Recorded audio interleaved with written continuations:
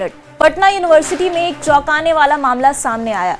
यहाँ के एक स्टूडेंट के एडमिट कार्ड पर उसकी जगह पर एक लड़की की फोटो छापी गई है।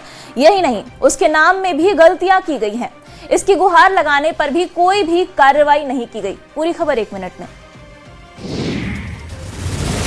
सोशल मीडिया पर तेजी से वायरल हो रहा ये एडमिट कार्ड पटना यूनिवर्सिटी की गलतियों को उजागर कर रहा है और साख पर बट्टा भी लगा रहा है। यहाँ एमए उर्दू 3rd सेमेस्टर की परीक्षा 19 फरवरी से शुरू होने वाली है, लेकिन एक छात्र का एडमिट कार्ड देखकर सबकी आंखें फटी की फटी रह गईं। छात्र जाबिर अंसारी के एडमिट कार्ड पर उसकी जगह किसी लड़की की फोटो छप गई है और नाम भी गलत लिखा है। जाबिर अंसारी की जगह जाबिर अनाड़ी छपा है। जाबिर अंसारी ने बताया वो एडमिट कार्ड लेकर यूनिवर्सिटी के पास पहुंचा और अपनी गलती सुधारने की गुहार लगाई, पर यूनिवर्सिटी ने कोई सुधार नहीं किया। परीक्षा से ठीक पहले ऐसा होना छात्र के लिए बड़ी परेशानी है। जाबिर ने कहा, अगर एडमिट कार्ड पर फोटो गलत है और नाम भी गलत है तो परीक्षा हॉल में एंट्री कैसे मिलेगी। एमए उर्दू 3rd सेमेस्टर की परीक्षा 19 फरवरी से शुरू हो रही है। ऐसे में जाबिर को बहुत टेंशन है। वो डर रहा है कि गलत फोटो और गलत नाम की वजह से उसे परीक्षा देने से रोका न जाए। ऐसे में जरूरत है यूनिवर्सिटी जल्द इस मामले पर पहल करे।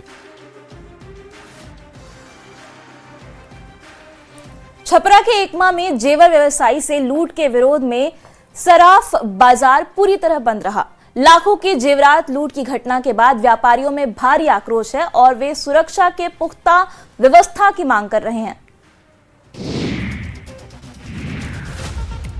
गहनों के दुकानों पर लटक रहे ताले और बाजार में सड़क पर दिख रहे कारोबारियों की ये तस्वीरें छपरा जिले से सामने आई है, जहां एक माह में आभूषण व्यवसायी से लूट की घटना के विरोध में सराफा बाजार पूरी तरह बंद रहा। आक्रोशित दुकानदारों ने सामूहिक रूप से अपनी अपनी दुकानें बंद कर प्रशासन के खिलाफ नाराजगी जताई। बताया जा रहा है कि एक माह में सोनी नाम के जेवर व्यवसायी से अपराधियों ने लाखों रुपए के गहने लूट लिए, जिसके बाद से पूरे बाजार में दहशत का माहौल है। व्यापारियों का कहना है कि लगातार हो रही आपराधिक घटनाओं से वो खुद को असुरक्षित महसूस कर रहे हैं।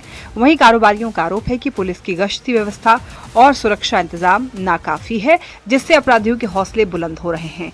साथ ही सराफा व्यवसायी संघ ने चेतावनी दी है कि अगर जल्द गिरफ्तारी नहीं हुई तो आंदोलन तेज किया जाएगा। बता दें कि इससे पहले मांझी में भी करीब 20 लाख रुपए की जेवर की लूट हो चुकी है। अब जरूरत है अपराधियों पर नकेल कसने की, ताकि कारोबारियों का विश्वास पुलिस पर बना रहे। और देखिए, बिहार में पीपल फ्रेंडली पुलिस के दावों के बीच एक चौंकाने वाला वीडियो सामने आया है, जहां बीच बाजार एक होमगार्ड जवान राहगीरों पर सरकारी बंदूक तानता नजर आ रहा है। कथित तौर पर उड़ा देने की धमकी भी दी जा रही है। क्या है पूरी खबर 1 मिनट में देखिए।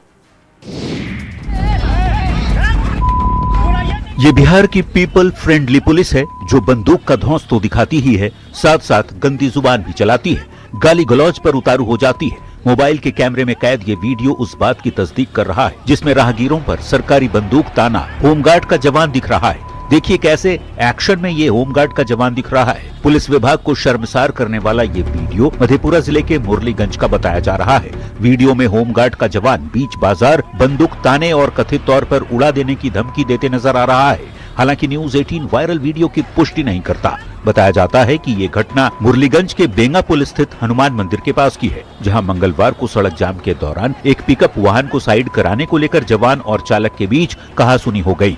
फिर क्या था, जाम खुलवाने की कोशिश अचानक ड्रामे में बदल गई। इसी दौरान किसी ने मोबाइल निकालकर पूरा घटनाक्रम रिकॉर्ड कर लिया। अब वही वीडियो सोशल मीडिया पर वायरल हो रहा है।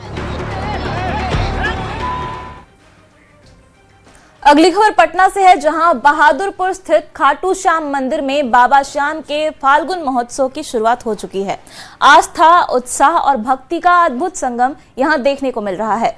वहीं श्रद्धालुओं ने अखंड पाठ कर सुख समृद्धि की कामना भी की है।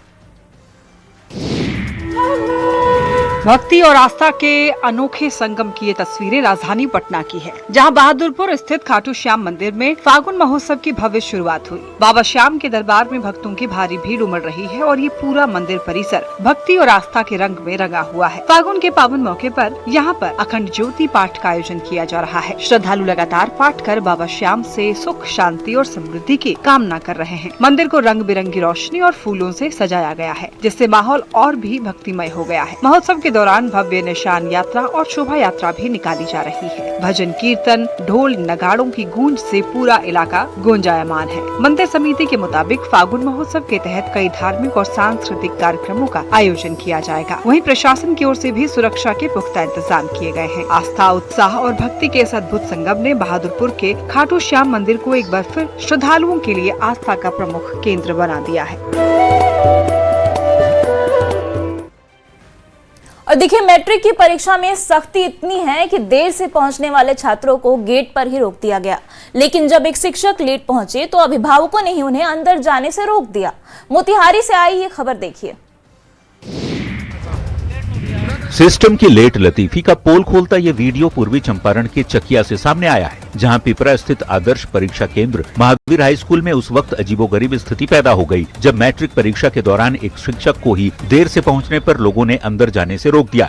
एक तरफ जहां देर से पहुंचने वाले छात्रों को सख्ती के साथ परीक्षा केंद्र में प्रवेश नहीं करने दिया जा रहा था, वहीं अब एक शिक्षक निर्धारित समय के बाद केंद्र पर पहुंचे और अंदर जाने की कोशिश की तो वहां मौजूद अभिभावकों और ग्रामीणों का गुस्सा भड़क उठा। लोगों ने सवाल उठाया कि जब छात्रों के लिए नियम सख्त है तो फिर शिक्षकों के लिए अलग नियम क्यों? देखते ही देखते माहौल गर्मा गया। परीक्षा सेंटर के बाहर तैनात मजिस्ट्रेट से भी लोगों की तीखी बहस हो गई। हंगामा बिगड़ता देख शिक्षक ने भी स्थिति को भांप लिया और अंदर जाने की कोशिश छोड़कर वहां से निकल जाना ही बेहतर समझा। इस घटना ने व्यवस्था और समान नियमों के पालन को लेकर कई सवाल खड़े कर दिए हैं।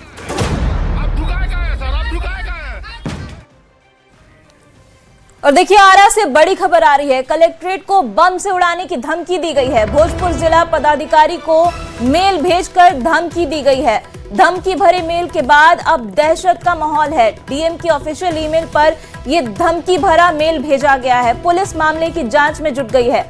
बड़ी खबर आपको आरा से बता रहे हैं, जहां पर कलेक्ट्रेट को बम से उड़ाने की धमकी दी गई है और डीएम की ऑफिशियल ईमेल पर यह धमकी भरा मेल भेजा गया है।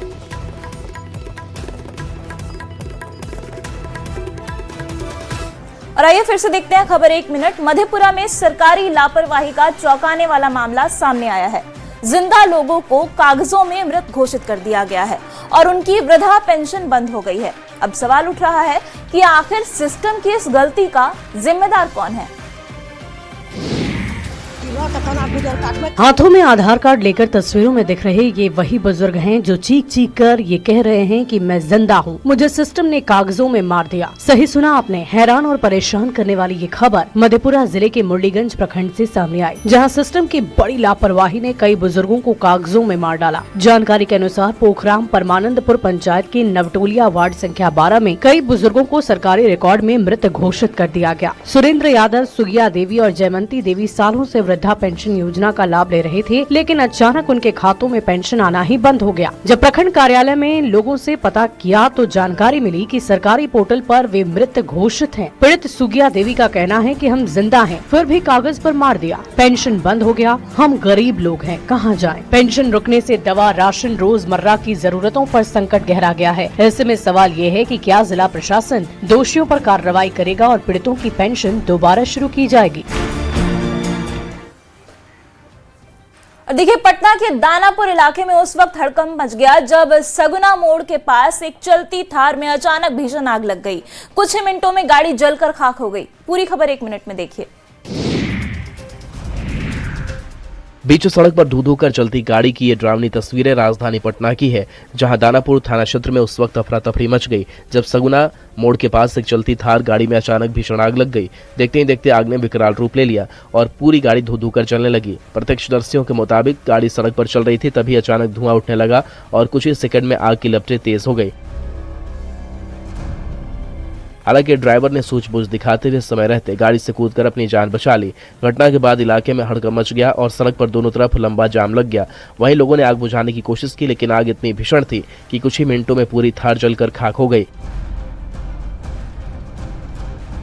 इसी बीच किसी राहगीर ने पुलिस और डायल 112 की टीम मौके पर पहुंची। उसके बाद दमकल विभाग को बुलाया गया। दमकल की गाड़ियों ने पहुंचकर दोनों का ट्रैफिक रोका और कड़ी मशक्कत के बाद आग पर काबू पाया। घटना के बाद पुलिस यह जांच कर रही है कि आखिर चलती गाड़ी में आग कैसे लगी।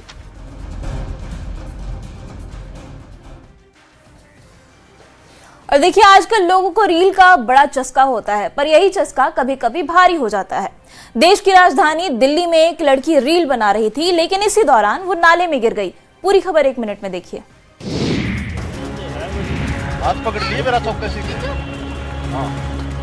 सोशल मीडिया पर रील बनाने का चस्का अब जान पर भारी पड़ने लगा है, जैसा दिल्ली के नजफगढ़ में देखने को मिला। यहाँ एक युवती वीडियो बनाने के जुनून में इतनी खो गई कि उसे अपने कदमों का होश नहीं रहा और वो सीधे गहरे नाले में जा गिरी। संतुलन बिगड़ने और अचानक हुए इस हादसे के बाद मौके पर चीख पुकार मच गई और अफरा तफरी का माहौल बन गया। गनीमत रही कि पास ही मौजूद दिल्ली पुलिस के जवान फौरन हरकत में आए और बिना वक्त गवाए रेस्क्यू ऑपरेशन शुरू कर दिया। जाबाज पुलिस कर्मियों ने कड़ी मशक्कत के बाद युवती को गंदे पानी के बीच से सुरक्षित बाहर निकाल लिया। ये घटना उन लोगों के लिए एक बड़ी चेतावनी है जो चंद लाइक्स और व्यूज के चक्कर में अपनी सुरक्षा को ताक पर रख देते हैं। देखिए सिमडेगा से आग की भयावह तस्वीरें सामने आई हैं। सिमडेगा कॉलेज की पहाड़ी पर अचानक भड़की आग ने देखते ही देखते विकराल रूप ले लिया। लपटे आबादी और कॉलेज भवन की ओर बढ़ रही हैं, जिससे पूरे इलाके में दहशत का माहौल है। क्या है पूरी खबर 1 मिनट में देखिए। आग की लपटों की ये भयावह तस्वीरें सिमडेगा से सामने आई है, जहां शहरी क्षेत्र स्थित सिमडेगा कॉलेज की पहाड़ी पर अचानक आग लग गई। आग लगते ही पेड़ पौधे धू धू कर जलने लगे, जिसके बाद शहर में अफरा तफरी मच गई। बताया जा रहा है कि पहाड़ी पर किसी असामाजिक तत्वों ने आग लगा दी थी। देखते देखते आग ने विकराल रूप ले लिया और पहाड़ी पर लगे कई पेड़ पौधे जलकर खाक हो गए। सबसे बड़ी चिंता की बात यह है कि पहाड़ी के ठीक नीचे आबादी वाले इलाके हैं। आग की लपटें लगातार बढ़ रही है और हवा के साथ फैलते हुए कॉलेज भवन की ओर बढ़ती दिखाई दे रही है। अगर समय रहते आग पर काबू नहीं पाया गया तो कॉलेज परिसर और आसपास का रिहायशी इलाका इसकी चपेट में आ सकता है। वहीं इस घटना के बाद से लोगों में दहशत का माहौल है। आग की खबर मिलने के बाद प्रशासन और दमकल विभाग को अलर्ट कर दिया गया है। राहत और बचाव की कार्रवाई तेज कर दी गई है। अब सबसे बड़ा सवाल यह है कि क्या समय रहते आग पर काबू पाया जा सकेगा या फिर यह लापरवाही एक बड़े हादसे में बदल सकती है। फिलहाल हालात पर प्रशासन की नजर बनी हुई है। और देखिए समस्तीपुर में सोलर क्रांति की नई शुरुआत हुई है। प्रधानमंत्री सूर्य घर मुफ्त बिजली योजना के तहत कई परिवारों का बिजली बिल शून्य हो गया है। अब ये उपभोक्ता न सिर्फ आत्मनिर्भर हैं, बल्कि अतिरिक्त बिजली बेचकर कमाई भी कर रहे हैं। ये तस्वीरें समस्तीपुर से सामने आई, जहां 15 ऐसे उपभोक्ताओं को सम्मानित किया गया जिनका बिजली बिल पिछले कई महीनों से शून्य या बेहद कम आ रहा है। अगर आप भी बिजली बिल से छुटकारा चाहते हैं तो ये खबर आपके काम की है, क्योंकि समस्तीपुर में केंद्र सरकार की महत्वाकांक्षी प्रधानमंत्री सूर्य घर मुफ्त बिजली योजना लोगों के लिए एक बड़ी राहत साबित हो रही है। इस दौरान सोलर कंपनी और बैंकों के स्टॉल लगाए गए ताकि लोगों को तकनीकी जानकारी और लोन सुविधा एक ही स्थान पर मिल सके। साल 2024 में शुरू हुई इस योजना का उद्देश्य आम लोगों को रूफटॉप सोलर सिस्टम के जरिए मुफ्त या कम लागत पर बिजली उपलब्ध कराना है। जिले में अब तक 5000 से अधिक आवेदन आ चुके हैं, जिनमें से 500 ज्यादा घरों में सोलर पैनल लगाए जा चुके हैं। योजना के तहत 1 किलोवाट पर 30,000, 2 किलोवाट पर 60,000 और 3 किलोवाट या उससे अधिक पर 78,000 रूपए तक की सब्सिडी सीधे लाभार्थियों के बैंक खाते में दी जाती है। जिले में सोलर ऊर्जा को लेकर बढ़ता उत्साह इस बात का संकेत है कि आने वाले समय में हजारों घर बिजली के मामले में आत्मनिर्भर बन सकते हैं। छपरा से पुलिस की अवैध वसूली का एक चौंकाने वाला वीडियो वायरल हुआ है। नगर थाना क्षेत्र में युवक से 5,000 रुपए मांगते 2 पुलिसकर्मी कैमरे में कैद हो गए। क्या है पूरी खबर 1 मिनट में देखिए। अरे कह रहे हैं ना, हमको 5,000 रुपए दो। तुम 4300 पर बात किया, 5,000 दो, नहीं तो अब थाने चलो। नहीं दोगे तो थाने में और देना पड़ेगा। सुन लिया आपने। मोबाइल के कैमरे में कैद तस्वीरें बिहार के पीपल्स फ्रेंडली पुलिस की तस्वीरें हैं, जिसे पुलिस गाड़ी में बैठ युवक ने अपने मोबाइल के कैमरे में कैद कर लिया है। उसके बाद उस वीडियो को सोशल मीडिया पर वायरल कर दिया। अब वीडियो तेजी से वायरल हो रहा है और पुलिस के अवैध वसूली के खेल को उजागर कर रहा है। वसूली का वीडियो छपरा का बताया जा रहा है, जहां नगर थाना क्षेत्र में 2 पुलिसकर्मियों पर अवैध वसूली का आरोप लगा है। वहीं मामला सामने आते ही वरीय पुलिस अधीक्षक ने त्वरित कार्रवाई करते हुए पुलिस अवर निरीक्षक जगदीश शर्मा और कांस्टेबल इंदु कुमारी को निलंबित कर दिया है। विभागीय जांच के आदेश भी दे दिए गए हैं। ऐसे में सवाल ये उठ रहे हैं कि अगर सुरक्षा देने वाले पुलिस ही अवैध वसूली में लिप्त मिले तो आम जनता आखिर किस पर भरोसा करे।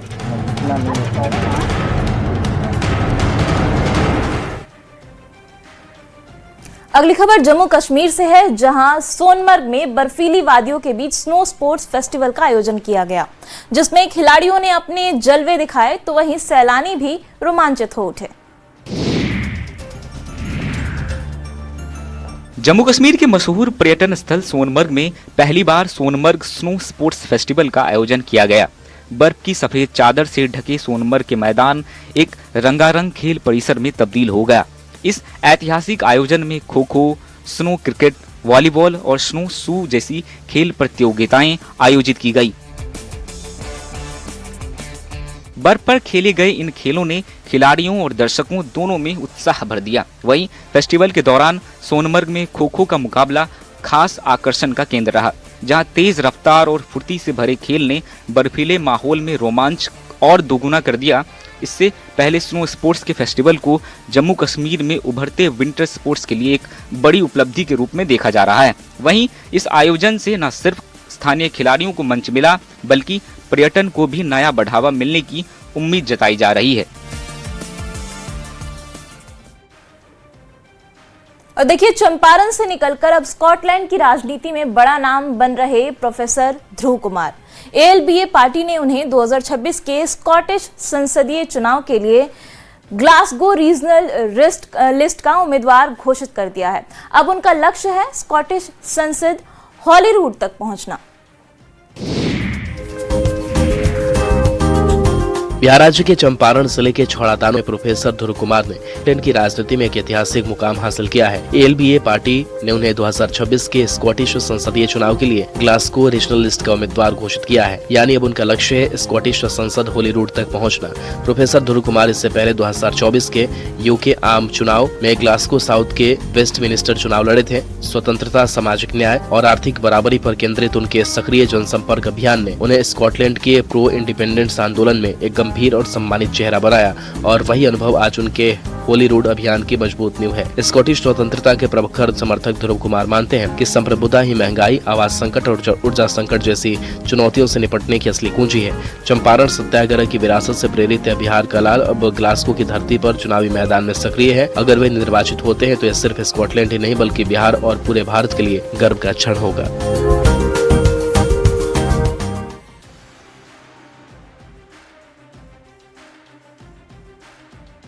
सहरसा से आ रही है। छात्र अंकित कुमार की गोली मारकर हत्या कर दी गई है। 7वीं का छात्र था अंकित कुमार। एडवोकेट का बेटा था अंकित, जिसकी गोली मारकर हत्या कर दी गई है। स्कूल से घर जाने के दौरान बाइक सवार 3 अपराधी ने इस वारदात को अंजाम दिया है। सदर थाना क्षेत्र सिमराहा चौक के पास ये घटना हुई है। हत्या का कारण अभी स्पष्ट नहीं है। पुलिस मामले की जांच में जुटी हुई है। बड़ी खबर आपको सहरसा से बता रहे हैं, जहां पर स्कूल से जाने के दौरान छात्र की गोली मारकर हत्या कर दी गई है। अंकित बताया जा रहा है मृतक छात्र का नाम, और ये एडवोकेट का बेटा है जिसकी गोली मारकर बाइक सवार बदमाशों ने हत्या कर दी है। और हमारे संवाददाता कुमार अनुभव जुड़ गए हैं फोन लाइन पर। क्या जानकारी है अनुभव इस खबर पर? जी, मैं बता दूं, ये घटना जो है कुछ देर पहले की है, जब स्कूल से छात्र जो अंकित कुमार जो 7वीं कक्षा का छात्र था, जो अधिवक्ता पुत्र है, वो अपने घर जा रहा था सिमराहा की ओर। इसी दौरान जब एक मोटरसाइकिल पर सवार 3 अपराध कर्मी आते हैं और गोली जो है उनके सर में मारा जाता है, जिसके बाद जो है आनन फानन में जो है वहाँ के कुछ स्थानीय लोगों के द्वारा जो है अस्पताल लाया जाता है, लेकिन अस्पताल में जो है छात्र को जो मृत घोषित कर दिया जाता है। हालांकि इस मामले में जो है कि पुलिस को जब जानकारी मिली तो पुलिस घटनास्थल पर भी पहुंची और जांच कर रही है, और जो अस्पताल है, जो निजी अस्पताल में जहां लाया गया था, वहां पे भी छानबीन कर रही है। लेकिन अब तक जो है घटना का कारण जो है स्पष्ट नहीं हो पा रहा है कि किन कारणों से ये घटना घटी है। जी, क्या उनके पिता से बात हो पाई है आपकी? एक बच्चे की हत्या कर दी गई है, उसकी क्या गलती हो सकती है? क्या पिता की किसी के साथ कोई दुश्मनी थी? जी बिल्कुल, अभी तक जो है जो मृतक के जो है पिता जो है उनसे बात नहीं हो पाई, क्योंकि पूरे परिवार जो है बदमाश है और कोई कुछ बोलने को तैयार नहीं है। हालांकि जो उनके मामा है उनका जो बयान आया है, उनका साफ तौर पे कहना है कि हम लोग जो है कोर्ट में थे, इसी दौरान जो है एक ही साथ प्रैक्टिस करते हैं और किसी काम से जो है रुपया निकाले ATM गए थे जब इस घटना की जानकारी मिली, लेकिन उन्होंने कारणों का जो स्पष्ट कारण नहीं बताया कि किन कारणों से ये घटना का अंजाम दिया गया। जी बड़ी खबर है, ये छात्र की हत्या कर दी गई है स्कूल से जाने के दौरान। और कोई अपडेट इस पर, पुलिस की तरफ से कोई बयान? नहीं, पुलिस जो है अब तक कोई बयान नहीं दी है। पुलिस जो है घटनास्थल पे अभी मौजूद है, घटनास्थल पे सारे तथ्यों का जो है जो वो जांच कर रही है और CCTV फुटेज वगैरह भी खंगालने की बात सामने आ रही है, लेकिन अभी किसी भी अंजाम तक जो पुलिस नहीं पहुंच पाई है। जी, आप इस पर नजर बना के रखिए अनुभव। बड़ी खबर हम आपको बता रहे हैं दर्शकों को सहरसा से, जहां पर अंकित नाम के एक छात्र की हत्या कर दी गई है गोली मारकर।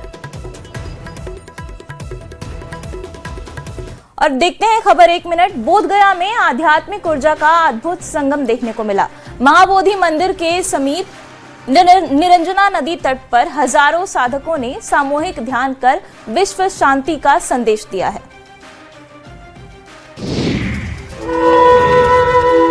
महाबोधि मंदिर के सामने निरंजना नदी तट पर साधना करते लोगों की ये तस्वीरें गयाजी से आई, जहां छठा अंतर्राष्ट्रीय शून्य मेगा कार्यक्रम आयोजित किया गया। इस भव्य साधना कार्यक्रम में भारत, नेपाल सहित कई देशों में हजारों साधक शामिल हुए। इस आयोजन का नेतृत्व शून्यति इंटरनेशनल ने किया। आपको बता दें कि शून्य भगवान बुद्ध की ओर से प्रतिपादित प्राचीन ध्यान पद्धति पर आधारित है, जिसमें शांत ध्यान और विपश्यना की परंपराएं शामिल है। इसका उद्देश्य आंतरिक शांति, संतुलन और जागरूकता के जरिए मानवता को दुखों से मुक्ति की ओर प्रेरित करना है। इस कार्यक्रम के दौरान शून्यति इंटरनेशनल फाउंडेशन के निदेशक राजेश टवेरा ने कहा कि नालंदा और तक्षशिला जैसे प्राचीन विश्वविद्यालयों की विरासत को फिर से दुनिया के सामने लाया जा रहा है। ताड़पत्रों और प्राचीन सूत्रों का अलग अलग भाषाओं में अनुवाद कर भारतीय ज्ञान को फिर स्थापित करने का प्रयास किया जा रहा है। वहीं निरंजना नदी तट पर हुआ ये विशाल सामूहिक ध्यान न सिर्फ आध्यात्मिक एकता का प्रतीक बना, बल्कि विश्व शांति का संदेश देता नजर आया।